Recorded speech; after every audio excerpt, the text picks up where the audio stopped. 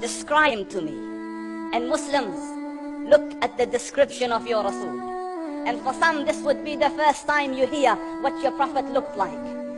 I saw a man of striking appearance. ظاهر الوضاء أبلج الوجه, radiant face, حسن الخلق, beautifully created. لم تعبه السجلة, his belly wasn't protruding. ولم تزر به السعلة, nor was his head disproportionate and small.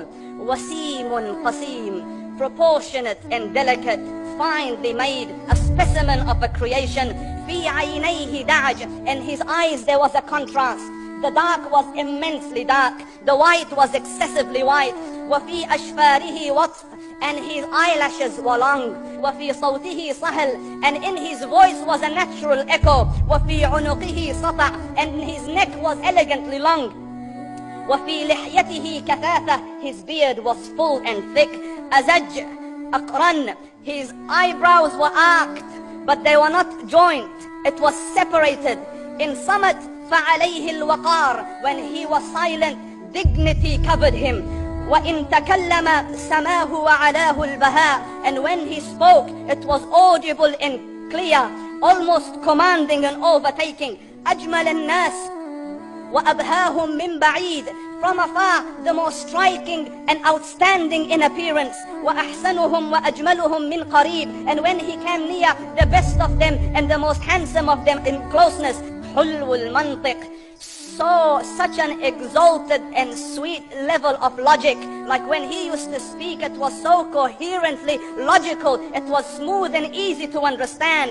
فصل لا نزر ولا هزر, he was to the point, not excessive, nor too short. كأن منطقه خرزات نظم يتحدرن, his logic, his utterances, his words were like jewels coming out of a necklace, calculated, polished, one after the other, it would flow magically. ربعة, he was medium in height. Your eye didn't have to strain to look up at him, nor was it tedious to look down at him. He was a comfortable sight to look at. له رفقاء يحفون به, he had friends, the people that were with him, they were working around him to try to serve and protect him. إن قال سمعوا لقوله, when he used to say something, they used to hearken to what he used to say. وإن أمر تبادروا إلى أمره, when he commanded, they used to compete to fulfill the command. This is Muhammad Rasulullah. This is Muhammad Rasulullah. Anas ibn Malik says, he says, I came out one night, it was the full moon night. And I looked at the moon, and in the desert, understand, the moon is an awesome sight. It is smooth, it is radiant, it is clear, it is gentle compared to the scorching sun at which they are used to.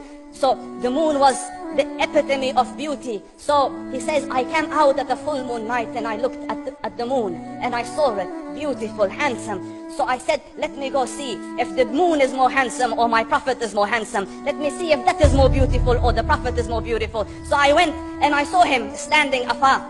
So I looked at his face, and I looked at the moon, and I looked at his face, and I looked at the moon, and I looked at his face, and I looked at the moon, and he said, Wallahi, he was more handsome than the moon in its entirety. That is just the look of your Rasul. Aisha radiallahu anha says, I was sewing with the needle, my needle dropped in the dark, I couldn't find it. I said, Ya Rasul, I can't find it. He moved his face close, and I swear, out of the radiance of his face, I found my needle. And the Prophet sallallahu alayhi wasallam was mind-bogglingly handsome, but his handsomeness was covered with waqar and jalal and haiba. The Sahaba say, when we used to sit at his feet, two feelings conflicting would come on the heart. The first one, you wanted to look at him. You wanted to behold the majesty of his face. And when you wanted to look up, shyness used to overtake you, so you used to look down. Amr ibn al-As says, I sat with him many times, but if you ask me to describe his face, I can't describe it. I wouldn't be able to look up to him ijlalan wa ta'zeeman. I couldn't look up at him. And that is why he didn't have the problems that Yusuf alayhi salam had. Because it was difficult to penetrate the awe and the splendor of the Rasul.